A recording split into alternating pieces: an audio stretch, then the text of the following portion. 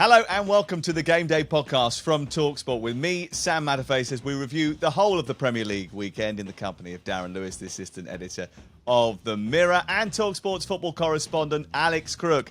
On the way, Klopp kiboshed at the Emirates. Everton's unbeaten record is gone. Chelsea chomped through Wolves and City waltzed past Saints. Plus, West Ham win just about. We'll get to it on talkSPORT. Well, hello, one and all. Very happy Alex Crook because mediocre Manchester United have beaten Everton and all of a sudden now they're going to win the league. He sent me a text message last night, Darren, saying how much he enjoyed that performance. Oh, how the mighty have fallen. They used to chase Liverpool's haul of 20 titles. Now they're absolutely delighted that they've ended Everton's unbeaten record. It's not a little bit out of context. I thought they played well. Listen, and you know there are teams who've been beaten this weekend, and United weren't one of them. So listen, you've got to enjoy the highs. Yes, he was referring there, Darren, to Arsenal 3, Liverpool 2. Are you feeling okay about that, or are you still a little bit down in the dumps? I have to confess, I am still a bit down in the dumps. I have no idea who these guys are, but will they please leave the Premier League and return my beloved Liverpool back to me? These guys are imposters. 2 for Bukayo Saka, 3 for Arsenal, 1 the position they're heading in the Premier League table. The team is winning football matches, but I think it's deserving to win those matches, and that's the most important thing. I think we played a really good game, apart from the 3 situations around the goals. Yeah, Arsenal back to the top of the table, 8 home wins in a row. They've been cut to 13-5 for the title. I mean, Darren, first of all, try to put your Liverpool bias aside for a second and just assess that Arsenal performance. They were pretty good again, weren't they? Exceptional, living up to the hype, goals, guile, defensive nous as well. Okay, Liverpool did manage to carve them open a couple of times, but they are coping with the pressure that's been heaped on them by all of the people who praise them for what they're doing. Arteta's doing a fine job, and I don't just mean in these 9 games. I mean over the difficult moments last season when everybody thought he'd lose his job. He's doing brilliantly. Obviously, trust the process. That was the big thing from Mikel Arteta. Is trusting the process, Alex, making sure that you get kicked from behind by Thiago, go down screaming and get a penalty? Yeah, it was a little bit soft, but I think on the balance of play, Arsenal deserved the win. I think they were the better side. I think they were brave. I think you can see the confidence now that is flowing through the team.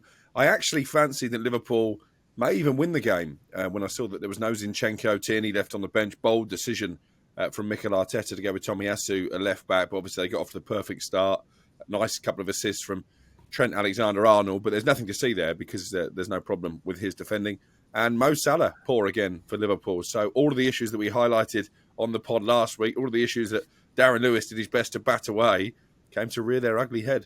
Yeah, last 12 games, 16 goals conceded, 10 first times concessions. So basically in the last 12 games, they've conceded the goal 10 times at first, 2 clean sheets. Previous 12 games, 3 goals conceded, 2 first goal concessions and 10 clean sheets. So basically that just shows a marked difference in the way that they are approaching it.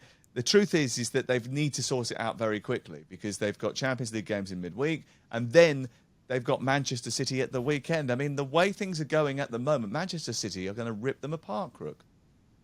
You can only see one outcome because, let's be honest, Manchester City are on a different plane, different stratosphere to Arsenal. It's unfortunate for Arsenal just when they found some form and found some rhythm and genuine momentum. They're competing with one of the best sides the Premier League has ever seen, arguably the best striker the Premier League has ever seen. And Pep Guardiola would have been watching that Liverpool performance, particularly from a defensive point of view, and thinking we're going to win comfortably. And it is alarming. And here's a question for you, Darren Lewis. I know that Jurgen Klopp will have credit in the bank. He's done remarkable things at Anfield. But when do question marks start to be asked about the manager? How long does this run go on for of poor performances before actually people start pointing the finger at the man in the dugout? It's a ruthless business, football management. We know that. You are right, but Liverpool are not that kind of club. I think they'll sit down and they'll work out what the team is lacking. They're a club that has huge faith in Klopp. Last week he was talking about there not being a 7-year itch because, of course, a couple of his previous clubs he had stayed for 7 years and then things did start to go wrong. But there were mitigating circumstances back then. I wonder if it's more of a case that there are some players in this team, particularly in midfield, that maybe he needs to make a few decisions around. But I don't think you are crazy enough to throw a manager overboard after 9 games of a season that follow him winning 2 domestic cups, the Champions League, the Premier League. Look, the fact is that he has got a lot of credit, and whereas Crook is a loan shark who, as soon as things start to go wrong, he makes emergency action. And Darren Lewis and Liverpool are a bit more like a building society, and they'll work with him to try and get it right, to ensure that they get repaid. But there are serious issues here in that Mo Salah has stopped firing, 8 non-penalty goals in his last 23 games since the AFCON. I've done the stats before about the AFCON and the World Cup playoff and the drop-off in form since then for him. You know, it's a worrying sign, really, that there are certain components of this team that don't seem to be firing all over the pitch. And I wonder whether or not that is to do with the fact that this is a team that played 63 games last season. They worked incredibly hard at an unbelievable intensity. And actually, it's got to the point where they're just knackered. Like, you know, a lot of people would be if they did that. You know, you can't continue that forever. Sometimes you just need a little bit of a rest. So you're saying maybe the World Cup will come at a good time for Liverpool, and Mo Salah in particular? Yeah, the World Cup will come at a great time for Liverpool. They'll have a rest after the World Cup. They'll crack on. They'll come from 14 points behind and challenge for a Champions League place. That's what Liverpool do when the chips are down. I'm sure that they'll put in a challenge to get into the top 4. I'm almost certain about it, Darren. What do you think? I'm not so sure. I think there are a lot of Liverpool players that will be going to the World Cup, first of all. I think you make a great point about the intensity of last season, not just in terms of the number of games, but the emotional intensity as well, the disappointment of losing the Champions League final. Of course, players will say, no, it's behind us and we go again, but they're human, and they that will almost certainly have had an impact. I just think when you look at these players, they are not the same players that maintained a magnificent level of consistency over the past couple of seasons. And rather than sort of looking for scapegoats and people to chuck overboard, it's about finding out why. And I don't think this season's... Yesterday I saw people say, oh, it's only mind games. And I see headlines today, Monday morning, when we were recording this, saying, oh, the club's ruled Liverpool out of the title race. Really? I mean, they were never in the title race after the first few games because City's level is so high, and Liverpool, they've yet to sort out what the problem actually is. Okay, there's a couple of other big incidents that happened in the game, including the incident with Gabriel Jesus, where he appeared to be knocked out cold and was allowed to come back on to the pitch in quick succession. He was unintentionally clipped by the elbow of the Liverpool defender Kostas Tsimikas. He looked very dazed. Medics came on. Protocols require any player showing symptoms of concussion to leave the pitch and be replaced by a concussion substitute, which does not impact on the 5 regular substitute. But Jesus was allowed to return, and then he was involved in another collision. That didn't appear to me to be the right thing to do, Crook. No, there was a similar situation, actually, in the game that I covered Palace against Leeds. A nasty head wound for Jordan Ayew. Got bandaged up, came back on, looked a bit groggy, ended up going off in the second half. So I still think there's a lot of work to be done when it comes to these concussion substitutions. I don't think the clubs necessarily are taking the protocol seriously, and the fact it happened twice in the same afternoon really backs that up. Obviously, in the case of Jesus, he stayed on and made a real impact winning that penalty.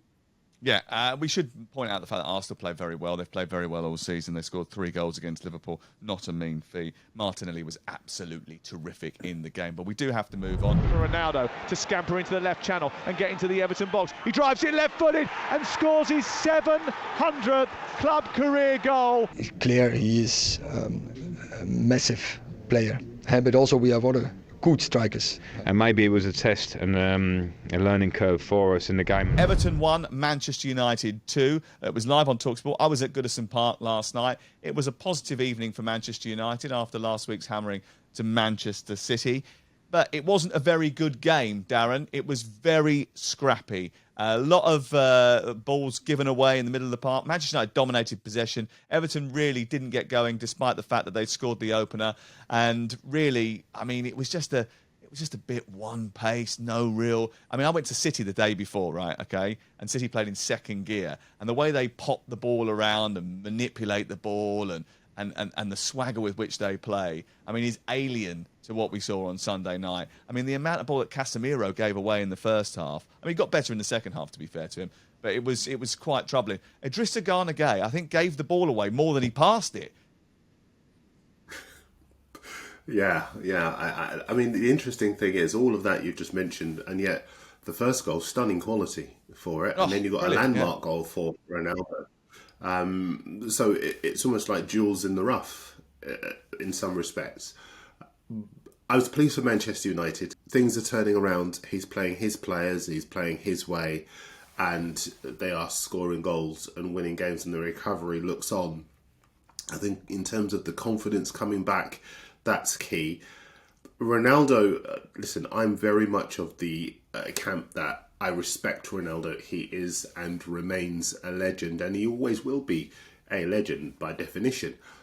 But it is time for the club and the team to be re-energised with younger, more mobile players. Yes, he can score goals, but only when they're pretty much putting a plate for him these days, as they try to in the Europa League last Thursday night, when at times it was just becoming ridiculous, the amount they were trying to tee up the ball for him. Brilliant player, superb athlete, competitor, role model, and we want to retain his services in the Premier League. But I think this was... now that he's got to the landmark, I think even he recognises that maybe it's time to pass the baton on to the younger players to carry the club forward. Yes, despite all that stuff about it being scrappy and not the most entertaining game in the world, the big headline is Ronaldo scores his 700th club goal. Darren says that Erik ten Hag is playing his way. Well, it's not really his way. It's a way that he's had to adapt to get the best out of the team that he's got. What he's done is he's turned them back into a counter-attacking team, because that's what they're good at, and that's where both the goals came from. 2 quick turnovers in midfield. All of a sudden, Ronaldo was away down that left-hand side, and he produced a stunning finish. So, Crook, you can now sing the Ronaldo song, because we know you're desperate to pay tribute to your hero. It's a fantastic milestone. And I did post on social media a picture of Ronaldo celebrating last night, proclaiming him the GOAT. I think he is in terms of goal scorers. He had a pretty miserable night, as Darren's alluded to, on Thursday. Great character from him to bounce back and come up with a winning moment. I'm disappointed that Anthony Martial is injured again. And, you know, he picks up far too many injuries for my liking. But I think you're being harsh on the game. I genuinely enjoyed it. I think... United didn't deserve to be behind. Again, they reacted well. Peppered Everton for the rest of that first half. You say I'm harsh on it, but ultimately, you said that United didn't deserve to be behind. They went behind after 6 minutes. So there's no deserving. They'd only played for 5 minutes, and Everton had their first chance of the game and scored it. And that was because Casemiro got dispossessed in midfield by Onana, and they turned the ball over quickly and reacted really well. I think they missed chances, Manchester United. They played passes that weren't the right ball at the right time when they got into Everton area. They didn't really test. Jordan Pickford wasn't making save after save after save. And against an Everton team, really, which at the end of last season was struggling to stay in the league, and this season are putting together binary performances, 1-0s, 0-0s, 1-0s, 1-0s. I would have expected a little bit better from a team that included the GOAT, Eriksen, Fernandes. Marcus Rashford apparently is reborn and is wonderful again, even though he's scored 5 goals and 2 of them against Ammonia Nicosia.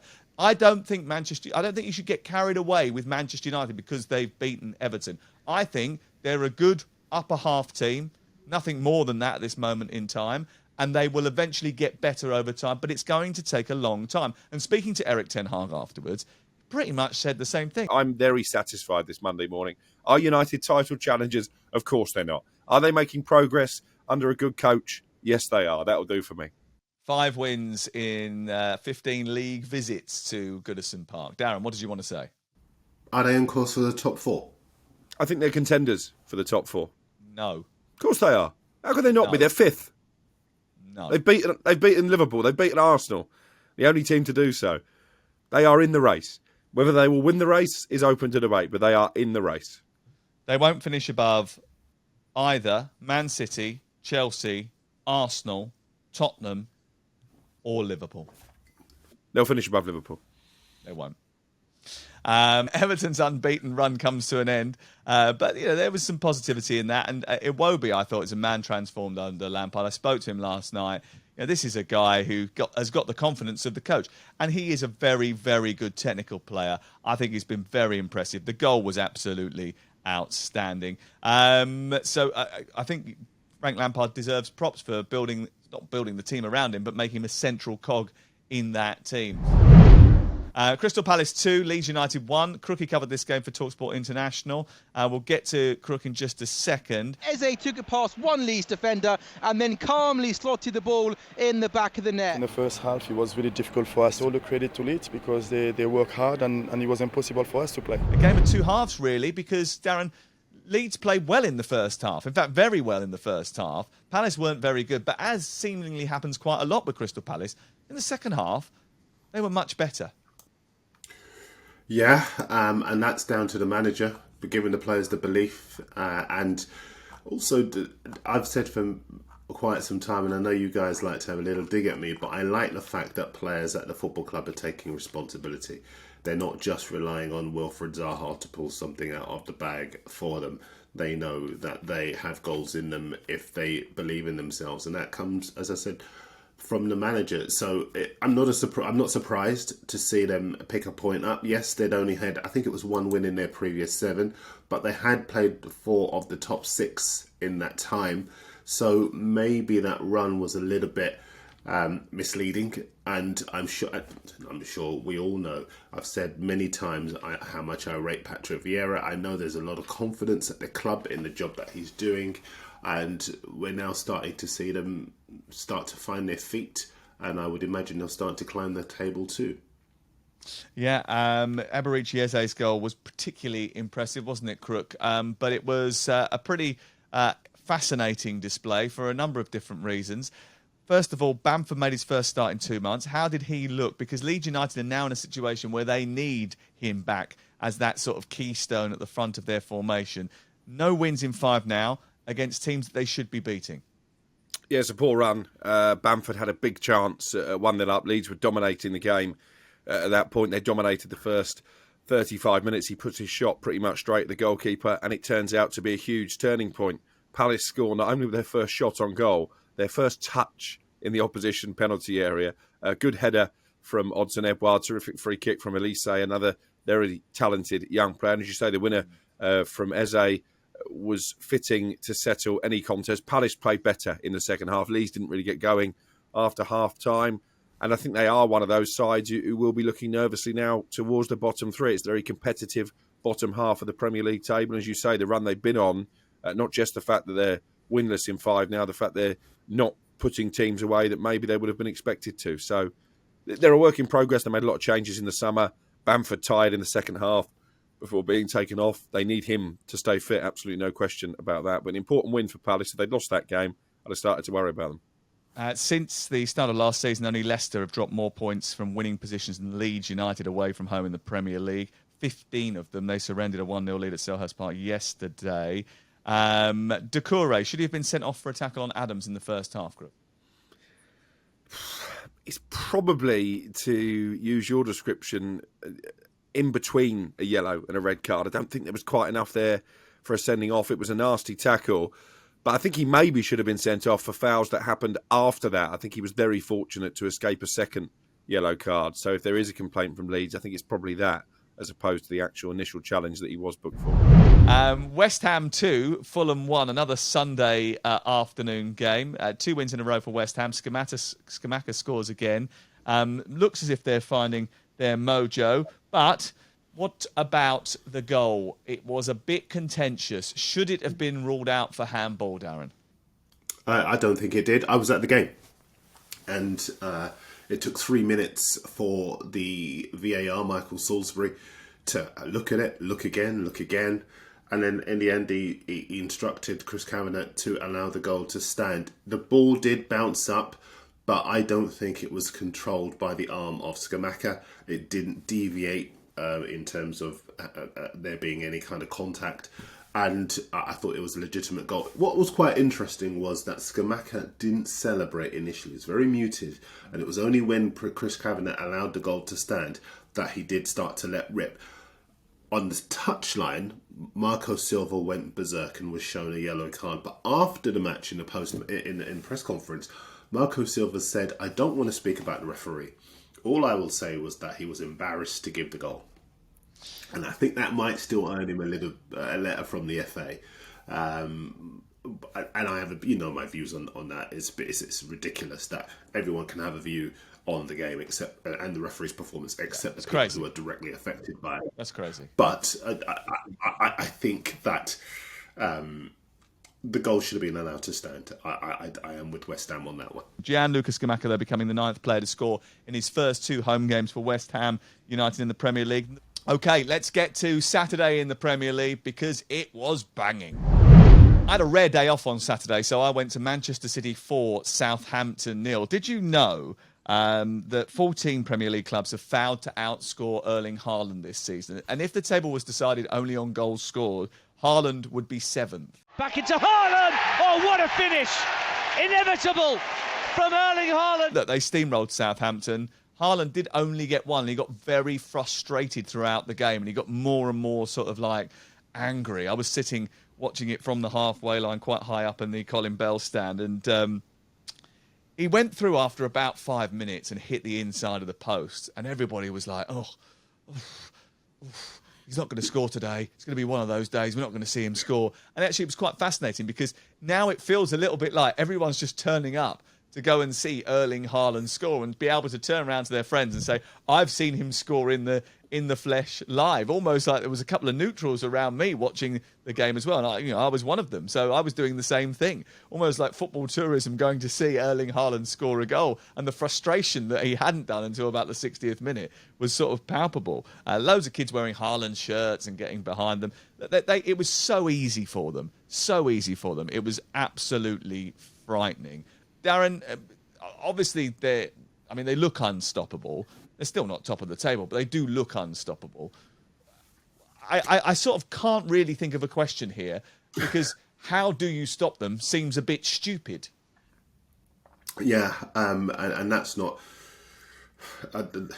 I think you make an excellent point because if you set up to stop Haaland, Foden will open the scoring as he did last week in a Manchester derby. Cancelo will produce a moment of magic as he did on Saturday. De Bruyne will probably curl one. He was terrific.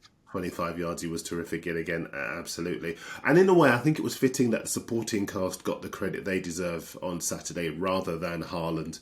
But the point is, if you set up to stop him, someone else will open the scoring. You will have to come out and play. When you do that, you'll open up the space in behind and he will kill you. The thing about Haaland himself is that he is now 8 goals away from the total that clinched the Golden Boot last season, Son Heung-min and Mohamed Salah. He had 20. We'll probably get them against Liverpool, Darren. Well, yeah, he probably will. Listen, the amount of space Liverpool gave Brighton last week and Arsenal this week, 5 goals have conceded in 2 games. He might get that. You're right. Look, I think with all of the people coming to watch him, I can understand why, because even I've been watching football for 25 years, 22 of them with the Daily Mirror, and I get excited about Erling Haaland. I get excited about watching him. I get excited about him being in the Premier League, about the Premier League having a genuine world superstar, almost at the start, if you like, of his... I know he's been at Dortmund and Salzburg and whatnot, but as he starts to take flight, if you like... And I think anybody listening to this, if you can go and watch him, say that you've seen him score, because in the flesh, he is just awesome. His movement, his ability to link play. Some people say that he's nothing without the people behind him, but he does have a couple of strings to his bow. And I just love the fact that now, unlike most seasons, but if you were to say he could score 50 goals, someone else would say, oh, that's ridiculous. But actually, is it? Is it? No. Not when you've scored 15 after 8 games. He's got 145 club career goals now. in a very short period of time. He's only 22, as we've mentioned. So poor old Cristiano Ronaldo has just set the record for 700. But actually, Erling Haaland's already bearing down. He's probably going to get 1,000 goals. Let's turn our attention to Southampton because they're turning on Ralph Hasenhuttl. Now, I've got to be honest with you, Crook. I know you defended him on Twitter, but I thought it was a very poor performance from Southampton. In fact, I'd go as far to say I thought they were dreadful. They had one touch in the Manchester City penalty area. Now, you're not expected to go to Manchester City and win, but they went there last year and drew. They drew with them down at St Mary's as well. The truth of the matter is they went with no intention to try and win that game. They just tried to not get beat by 9. Maybe that's the right thing to do. I don't know, but they ended up losing 4. It was a nothing performance. Defending was poor. Salasu, not good enough. The boy in midfield, Diallo, giving the ball away far too much. Poor. It was not a very good performance at all by Southampton. And once the first goal went in, that was it. Everybody just gave up. Do you know, after 80 minutes, once the fourth goal had gone in, it was 80 minutes. We were sitting there and no one was doing anything. City weren't really bothering to go forward because they were thinking about what was going to happen on Tuesday night when they play their Champions League game. And Southampton had they'd given up about an hour ago anyway, so there was not much point for the last 10 minutes. What's the future for Ralph?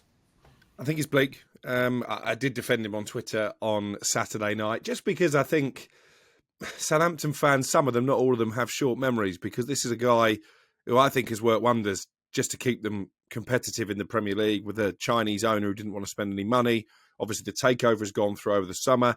I spoke to Carl Walker-Peters for talkSPORT last week, and I said it's inevitable, isn't it, that you've signed so many young players, the youngest squad in the Premier League. There are going to be bumps in the road, but he doesn't seem to have any credit in the bank with Southampton fans. That the owners are aware of that. And I think ultimately that toxicity will be his undoing. I think he'll probably limp on to West Ham at the weekend. If they lose that game, maybe if they don't win that game, then I think possibly Southampton will make a change. Newcastle celebrating a year of Saudi ownership by thumping Brentford. Where does Bruno Guimares rank amongst the best midfielders in the Premier League, Darren? What a performance by him. Bruno has stolen the show. 52,000 at St James's. They've seen Newcastle 5, Brentford 1. We love him as a person, first and foremost. He's an incredible lad. And what a player. I think everyone can see that on the pitch. Today he was very good. He was very impressive, and you know the interesting thing about Guimares is that he takes responsibility. No San Maximin, no Alexander Isak, but no problem as far as Newcastle are concerned. 2 fine goals, but an all-round solid performance as well. And sometimes when you're under pressure, you do need players to stand up. 2 big things about him. One is that he does have that consistency, and he has shown it since he arrived at the club. And the other is that the price tag isn't weighing him down. Again, it could have been easy for that to be the case with so much expected of him. And the fact that, you know, the Newcastle fan base is a very demanding fan base. But he's lived up to it. He's relishing it. He's a fan's favourite. And whoever they get, and I think it wouldn't surprise me if already Newcastle are looking at higher calibre players to play in front of him and around him, because this is a guy who you build your team around. And it's quite, I'm going to contradict myself slightly here because I like the way they built the team anyway. I like the fact that they've built from the back. That was where they started, the likes of Botman and Trippier and the left back Target. I mean, they really, and Pope they brought in as well. They really wanted to build on stable foundations. And I think that's a big part of giving Guimares the platform to express himself. A really good player. Miguel Almiron's done very well, hasn't he? I mean, he's showing his best form since he's been at Newcastle United. They seem to have unlocked that potential that we all knew was there. Eddie Howe has unlocked that potential that we all knew was there. And interestingly, he's posting better numbers than Jack Grealish, who I think he tried to poke fun at him once. I can't remember if that was the case, but I think it was on a bus somewhere. I don't know. Not Jack Grealish's finest hour, but it's no surprise that Eddie Howe and his coaching staff are getting the best out of a talent like Miguel Almiron, because that's been a trademark of Eddie Howe's managerial career. He is brilliant with the forward players, and the atmosphere at St James's Park. I know there was a banner poking fun at our own Simon Jordan, but I'm told the mood in the city is as good as it's been probably since those Kevin Keegan days when they were title contenders. And Bruno has become the poster boy, I think, of that. They took him to their hearts right from the start. And I think actually he surprised the coaches with how good he is in terms of goals and assists. They signed him as, very much someone who would break up the play in midfield. But there's a lot more to his game than that. And I think the future is very bright for Newcastle. And it just shows what a difference a couple of weeks makes, because a couple of weeks ago we were maybe suggesting Newcastle had underwhelmed at the start of the season. They're certainly not underwhelming anymore. And I worry a bit for Brentford. I watched them at Bournemouth. I thought it was very stodgy performance. They didn't deserve to win the game. Obviously, last season they were relying on Christian Eriksen to keep them up when their form tailed off, and they are one of the teams I think who could be in danger if they keep defending as they did. And there were some gift goals in there for Newcastle. What should we expect for Newcastle this season, Darren? Do you think? I think Newcastle. Listen, I'm not going to be. You're right. I'm a journalist, and I can't mention what I'm mentioning without mentioning the fact that the money plays a big part. I know, and we've seen in football history, lots of managers have had money and not spent it very wisely, but the money and where it's come from will continue to be a news story. Having said that, as far as the team is concerned, Eddie Howe's managed to get the sum of the parts together superbly well, and Newcastle are better defensively than United. United are better offensively than Newcastle. So they are both, you could make a case for both, but I think Newcastle are in the mix for European football next season. Okay, let's move on to Brighton 0, Spurs 1. Harry Kane back on target again for Spurs. I mean, what a dull game. What a boring game. And do you know what? We had this conversation on Thursday. I was talking to Kevin Hatchard about it on the podcast. And we were saying, this is going to go one or two ways. It's going to be a brilliantly entertaining match where Brighton really attack and then Spurs counter-attack, although there's going to be these two systems that cancel each other out. And that's what happened. It was a dreadful match. It was terrible to watch. So boring. But Harry Kane scored. They've won again. And I suppose it was under difficult circumstances following the death of their fitness coach, Gianpiero Vitroni. And Antonio Conte obviously emotionally affected by that. And our best wishes to everyone at Spurs, because ultimately it came out of the blue. It was a horrible situation. And, you just couldn't only feel for the players, especially someone like Son, who I know has been working with him a lot over the course of the last few months when he's had his own troubles and he's relied on him. So it was quite a difficult thing, I think, for the Spurs players to go out and do. So maybe that contributed to the game. Sessegnon and Doherty picked as the wing backs. Interesting to see who their best wing backs are, really, because that's an area where they've been trying to improve, or it's certainly an area for improvement over the course of the season. They've never really sort of found that number one combination. Crook? Well, Conte's clearly not buying into Jed Spence. I think he came out quite early on and said that was a club signing, one for the future. Maybe he's got the same reservations the likes of Neil Warnock and Chris Wilder had when he was at Middlesbrough. But I think actually it was inevitable that we were going to see that kind of game because of the emotional situation you've spoken about, and you saw how affected Harry Kane was in his interview afterwards. So I think it was asking a lot for Tottenham to go out and play with real intensity. Having said that, it's a good win. But I was on talkSPORT on Saturday morning talking about the Bournemouth takeover, and we previewed some of the other games. And my confident prediction for the day was that Brighton would beat Tottenham. So clearly that didn't happen. And I think any team going to the Amex and coming away with a clean sheet and coming away with a victory can be very happy this season. And it just keeps Tottenham ticking over. I'm still yet to see a sparkling performance from them, but by and large, they're picking up points to keep themselves in the mix, certainly for the top four. They're not going to challenge for the title, as maybe many of us expected at the start of the season. You never know. They play Eintracht Frankfurt on Wednesday night live on talkSPORT. Bournemouth 2, Leicester 1. Leicester and Brendan Rodgers brought firmly back down to earth after Forest win. Oh, what a turnaround from 1-0 down at half-time. I thought 1-0 down at half-time was harsh on them. I thought they were the better side in the first half. Monday was a really good night for us in terms of performance and result. Today is disappointing. How damaging is that result? Because it was supposed to be the catalyst to better things, Darren, wasn't it? That thrashing of Nottingham Forest on Monday night. I think it's a real worry for Brendan Rodgers because it shows the result against Forest up to be quite illusory in some respects, in all respects. Yes, going forward they do have the firepower to score goals, but defensively they were shambolic yet again. And Forest, if you look at them, they're a side still not quite sure of who they are, what their identity is, what their best team is. And Leicester, a side that were competing for European football not so long ago, should not be losing to a promoted side like Bournemouth. And they should be showing more fight, more heart, more consistency, more defensive strength.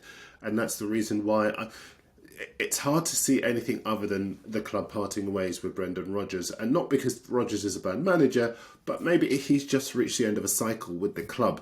The problem, obviously, is that they can't afford the financial package it would cost to pay him off. Otherwise, they would have made a decision a long time ago. But they're still there. And the longer the season goes, as we all know, the harder it is to get out of those nether reaches of the Premier League.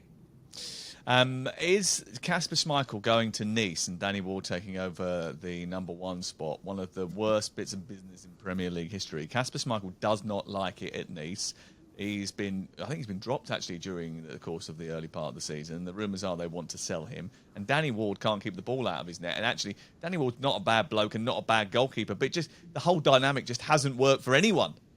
No, and it's unsettled the Leicester defence as well. I actually thought Danny Ward played pretty well at the weekend. I'm not sure either goal was his fault, but those in front of him have clearly been affected by that change of goalkeeper. Johnny Evans looks like his best days are behind him. I'm not sure on Wout Faes. I thought he had a terrible game at the Vitality. But let's give Bournemouth some credit. Gary O'Neill, Sam, someone you and I know very well. I've done a big piece for talkSPORT on exactly how he's masterminded this transformation from inheriting a team that lost 9-0 at Liverpool to going 5 games unbeaten, a couple of clean sheets, a couple of comeback wins as well. I think tactically he's brilliant. Ryan Fredericks said that to me after the game, that that's his best asset. He spends a lot of time studying the opposition and tailors his game plan to suit whoever they're coming up against. He negated the threat of Maddison. Big call to move Adam Smith from the right side of defence to the left, really to do a man-marking job on Maddison. It worked to perfection. They shut out Ivan Toney the week before. The new owner was there, went into the dressing room at full time.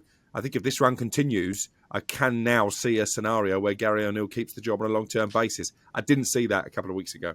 And maybe that's down to the fact the new owner was in the stands at the weekend after her signing the paperwork. It looks like that deal will go through the next month after the Premier League owner and directors test is passed.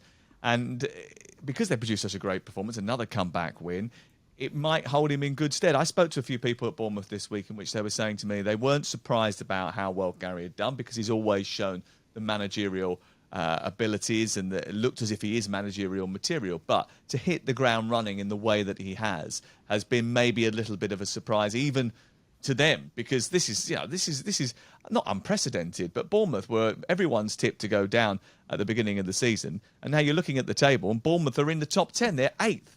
At this stage of the season, that's pretty damn impressive. They're above the likes of West Ham and Leeds and Crystal Palace and Southampton.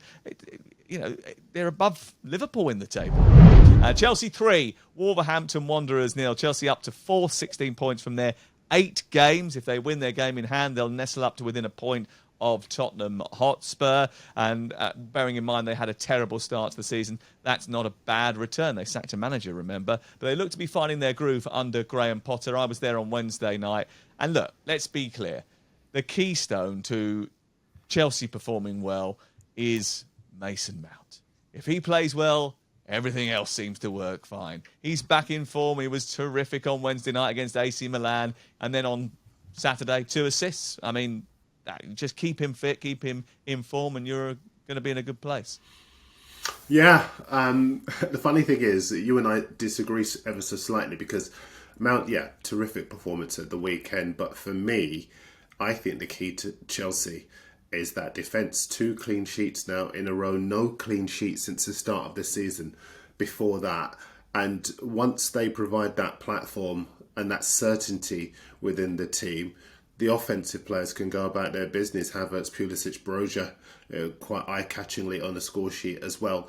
And one interesting thing within that is that Kepa's been keeping goal and not Mendy. And I was at a press conference ahead of the European game the other day where Potter was saying, I don't have a number 1 anymore. I want them both to fight for their place. And that makes the clean sheet run that they're on.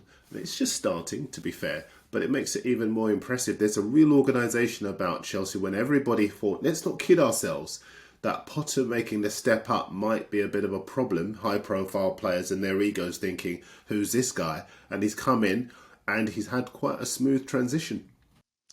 Yeah, obviously the sight of Kepa on the team sheet makes me a little bit nervous, Crook. But his distribution's always been very good. Yeah, and he looks like a more confident goalkeeper than maybe the Kepa that we've seen previously. And I think Graham Potter has got his number one. I think it is Kepa Arrizabalaga, to be honest with you. I think he's probably just playing a bit of a game there when it comes to Mendy.